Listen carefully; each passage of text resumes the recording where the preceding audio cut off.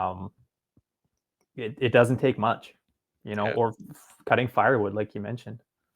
So, Jason chimes in. I almost died from a 9-inch long cut down my leg all the way down to the bone. Man, it was scary.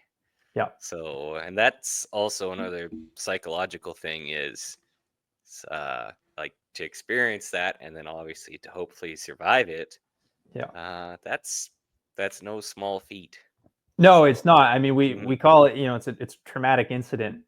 mhm, When we say traumatic incident, everybody thinks like, oh, like physical trauma, but like there's a psychological element, right? mhm, There's a huge psychological element. Um, you see it all the time, and you really need to assess if you're coming and you're doing these classes. And I think it's a bit of a disservice that a lot of first aid um, doesn't speak to, and the Stop the Bleed program itself doesn't speak to it. There's mhm, a lot of things in there that are just kind of glossed over, just because again, it's intended just from a fairly pedestrian perspective.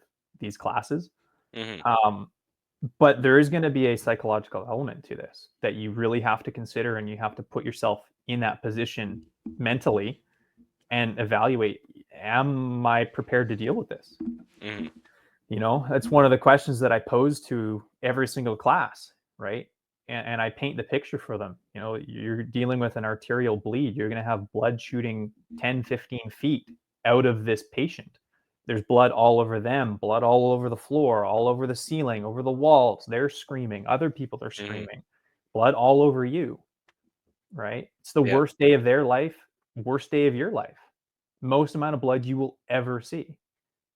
Are you comfortable dealing with that, or are you going to panic and hesitate and freeze, right? And it's very common that nobody really talks about this, like I said, but if they do talk about it, it's just kind of a, hey, this is what you're going to have to deal with. I try to take a slightly different perspective, which is